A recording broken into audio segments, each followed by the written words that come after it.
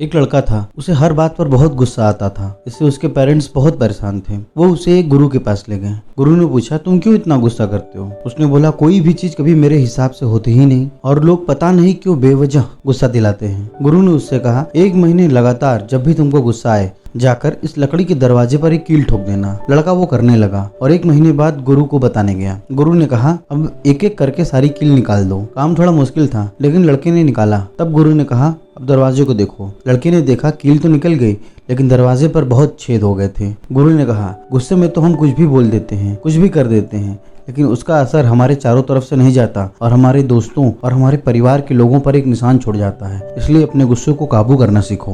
दोस्तों, इसी तरह मैं आपको आज कुछ कहानियां सुनाऊंगा। ये कहानी तो वैसे तो छोटी है, लेकिन इनके सीख बहुत बड़े हैं। दूसरी कहानी।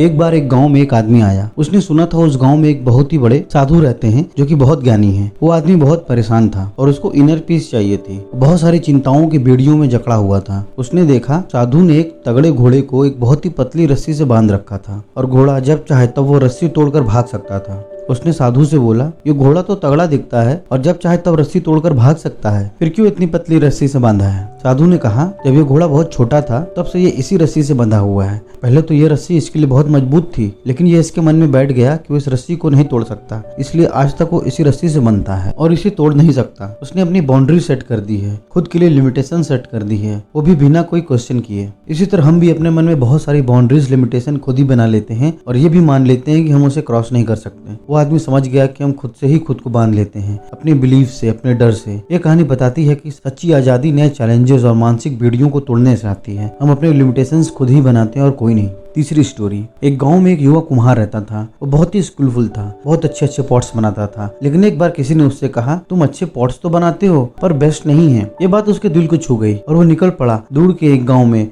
बहुत ही एक्सपीरियंस्ड और बुजुर्ग कुम्हार से सीखने, जो कि अपने कलाकारी के लिए बहुत प्रसिद्ध थे। लेकिन उसे कहाँ पता था कि आगे का रास्ता बहुत कठिन होने वाला है। बुजुर्ग कुम्हार रोज उससे बहुत ही कठिन से कठिन डिजाइन बनवाता था, बस उसकी कमी निकालता था और कभी उसकी तारीफ नहीं करता था। वो लड़का परेशान हो गया, उसका खुद से कॉन्फिडेंस उठने लगा और उसको खुद की काबिलियत पर शक होने लगा। उसने एक बार बुजुर्ग कुम्हार से पूछ लिया, क्या मेरे अंदर कोई भी कला नहीं है जो आप मेरे अंदर इतनी कमी निकालते हो? तब उस बुजुर्ग कुम्हार ने कहा, मैंने तुम्हारे अंदर एक ऐसी प्रतिभा देखी है जो कि मैंने बहुत कम लोगों में देखी है। लेकिन तुमको तो मालूम है ना, एक मजबूत और अच्छा घड़ा बनाने के पहले उसको आग में तपाना पड़ता है। उसी तरह ये तो सिर्फ तुमको और तुम्हारी कला को निखारने का एक रास्ता है, ताकि तुम कुछ कम में सेटिस्फाई ना हो जाओ और वहां तक पहुंचो जितना तुम्हारे अंदर पोटेंशियल है। वो समझ गया कि अगर बेस्ट बनना है तो वर्ष से गुजरना होगा। अगर आज हम आग में नहीं तपे तो कल जल जाएंगे। हमें ये समझना होगा, जो हमारी कमियां निकाल रहे हैं वही हमारे बेस्ट सपोर्टर हैं, क्योंकि तब उन कमियों को दूर कर हम अपनी फील्ड के बेस्ट हो पाएंगे। Fourth story. एक बार एक प्रोफेसर ने अपने कॉलेज के स्टूडेंट्स को 500 का नोट दिखाया और बोला, ये किसको चाहिए? तो सब ने हाथ उठाया। उन्होंने फिर उस नोट को जमीन में गिरा दिया और थोड़ा गंदा कर दिया और फिर पूछा, ये नोट अब किसको चाहिए? सबने फिर हाथ उठा दिया। अब इस बार इस नोट को उन्होंने हाथ में कई बार मोड़ दिया और अब पूछा, अब ये नोट किसको चाहिए? फिर भी सबने हाथ उठाया। तो प्रोफेसर ने बोला, इस नोट को चाहे जितना गंदा कर लो, कितना ही मोड़ दो, लेकिन इसकी वैल्यू कभी कम नहीं होगी। इसी तरह हमें भी अपनी लाइफ में कुछ ऐसा करना होगा कि हमारी वैल्यू बढ़े, कुछ ऐसा अचीव करना होगा कि हमारी वैल्यू हमेशा बनी रहे। पांचवी कहानी। एक बार एक बायोलॉजी के टीचर अपने क्लास के बच्चों को दिखा रहे थे कि कैसे एक तितली कोकून से बाहर निकलती है, लेकिन तभी उसी वक्त उनको किसी काम से क्लास से बाहर जाना पड़ा। तब एक बच्चे ने देखा कि तितली कोकून से बाहर नहीं निकल पा रही है, तो उसने खुद से तितली को कोकून से निकाल दिया। लेकिन जब तितली निकली तो थोड़ी ही देर में मर गई। तब तक उसके क्लास के टीचर वापस आ गए और देखा कि वो बच्चा रो रहा था। तब उस टीचर ने उस बच्चे को समझाया कि उस तितली को अपने कोकून से बाहर निकलने में जोर लगाना पड़ रहा था और वही जोर उसको मजबूत बनाती, उससे ताकत मिलती, फिर वो उड़ पाती। लेकिन बच्चे ने उसको वो जोर लगाने नहीं दिया, जिससे कि वो सरवाइव करने के काबिल नहीं बन पाई। ये कहानी हमको ये बताती है कि जो भी कठिन परिस्थिति हमारे लाइफ में आती है वो हमको फ्यूचर के लिए स्ट्रांग बनाती है, और अगर हम शॉर्टकट लेंगे तो लाइफ में आगे बढ़ने के लिए पूरी तरीके से तैयार नहीं हो पाएंगे। Sixth story.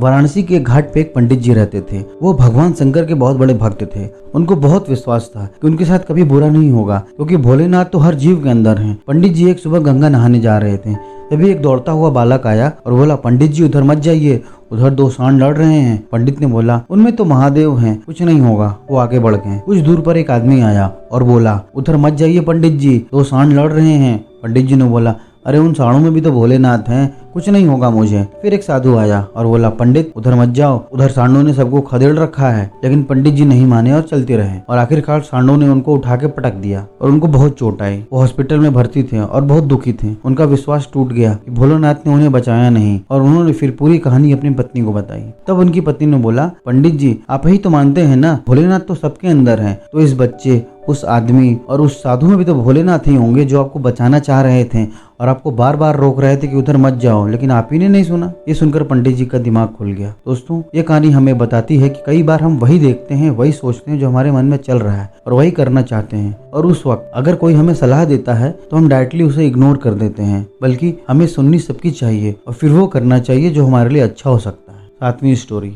एक पति पत्नी थे। पति बहुत गुस्सैल था। उसे हर बात पर, छोटी छोटी बातों पर गुस्सा आता था, जिससे उसकी पत्नी बहुत परेशान थी। एक बार एक बहुत बड़े आचार्य जी उस शहर में आए और वो औरत अपने पति के साथ उनके पास गई और अपनी समस्या बताई। तो आचार्य ने उसके पति को बोला, तुमको ध्यान और साधना की जरूरत है, तुम रोज 1 घंटे ध्यान लगाओ। उसने ध्यान चालू किया। वो जब भी ध्यान पर बैठता तो घर पे काम होने वाले आवाज से डिस्टर्ब हो जाता। इससे उसको बहुत गुस्सा आता था। फिर आचार्य के कहने पर वो उनके आश्रम जाकर ध्यान लगाने लगा, लेकिन वहाँ आचार्य से मिलने बहुत लोग आते थे तो उनसे भी डिस्टर्ब हो जाता था और उसे बहुत गुस्सा आता था। तब आचार्य ने कहा कि तुम यहाँ से थोड़ी दूर जाकर नदी के किनारे ध्यान लगाओ।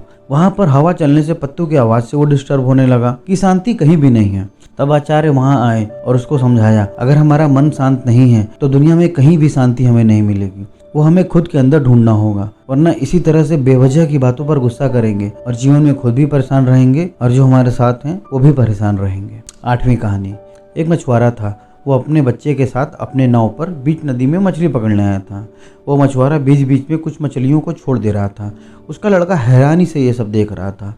वह ये समझ नहीं पा रहा था कि जितनी ज्यादा मछली पकड़ेंगे तो उन्हें बेचकर उतने ही ज्यादा पैसे तो मिलेंगे, फिर क्यों उसके पिताजी बीच बीच में कुछ मछलियों को छोड़ दे रहे हैं। उससे रहा नहीं गया तो उसने अपने पिता से पूछा। तो उसके पिता ने उसको बोला कि बेटा, कई मछलियां जो हम पकड़ रहे हैं उनके अंदर मछलियों के अंडे हैं, इन्हीं से हमें आगे और मछलियां मिलेंगी और अगर हम इन्हें भी मार देंगे तो आगे हमें कुछ नहीं मिलेगा और जितना जरूरत हो उतना ही लेना चाहिए, नहीं तो भविष्य में आगे आने वाले लोगों को कुछ भी नहीं मिलेगा। लड़का समझ गया कि हमें अपने आस पास मौजूद संसाधन को बर्बाद नहीं करना चाहिए और उनका उपयोग बुद्धिमानी से करना चाहिए।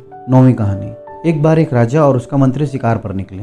शिकार की तलाश में घंटों निकल गए और वो जंगल में बहुत अंदर चले गए और रास्ता भटक गए। जंगल से बाहर निकलने की कोशिश में वो कहाँ पहुंच गए उन्हें पता ही नहीं चला और रात हो गई। उन्हें बहुत जोर की प्यास और भूख लगी थी और बाहर निकलने का कोई रास्ता नहीं नजर आ रहा था, ना उस जंगल में कुछ खाने को मिल रहा था। फिर अचानक से उन्हें कहीं दूर से थोड़ी सी चिंगारी दिखाई दी। जब वो वहाँ पहुंचे तो देखा एक टूटी झोपड़ी थी और उसमें एक बूढ़ी औरत थी। मंत्री ने उस बूढ़ी औरत को बताया कि राजा उसके साथ हैं और उन्हें बहुत जोर की भूख लगी है, कुछ है क्या खाने को। उस बूढ़ी औरत ने जो भी घर में वो उसने राजा को खाने को दिया। राजा ने बहुत चाव से खाया और उस बूढ़ी औरत को स्वर्ण मुद्राएं भी दी। लौटकर जब वो अपने नगर पहुंचा तो एक दिन मंत्री से बोला, मुझे वही खाना खाना है जो उस बूढ़ी औरत ने खिलाया था। मैंने उतना स्वादिष्ट खाना कभी नहीं खाया। क्योंकि मंत्री को मालूम था उस बूढ़ी औरत ने उस रात क्या खिलाया था, मंत्री ने खानसामे से वही बनवाया और राजा को दिया। राजा ने जैसे ही उस खाने को खाया उसने पूरा खाना उगल दिया और बहुत गुस्सा हो गया और बोला कि ये क्या कूड़ा खिला रहे हो मुझे वही खाना चाहिए, नहीं तो मैं खानसाने को जान से मारने का हुक्म दे दूंगा। फिर मंत्री ने बूढ़ी औरत को बुलाया और बिल्कुल वैसा ही खाना बनवाया और राजा को दिया। राजा ने जैसा ही खाना खाया उसने उगल दिया और मंत्री को बोला, ये औरत वैसा खाना नहीं बना रही है, मार दो इसे। तो मंत्री ने बोला, महाराज उस दिन भी आपने यही खाना खाया था, अंतर बस इतना है उस दिन आपको इतनी जोर की भूख लगी थी कि आपको यही खाना दुनिया का सबसे स्वादिष्ट खाना लग रहा था और आपका आज पेट भरा हुआ है तो आपको इसमें वो स्वाद नहीं मिल रहा है। दोस्तों किसी भी चीज की हमको वैल्यू तभी समझ में आती है जब उसकी हमको जरूरत होती है। जब भूख लगती है तो खाने की और जब प्यास लगती है तो पानी की। दोस्तों अगर ये वीडियो आपको अच्छी लगी हो तो प्लीज वीडियो को लाइक और चैनल को सब्सक्राइब कीजिएगा। थैंक यू दोस्तों।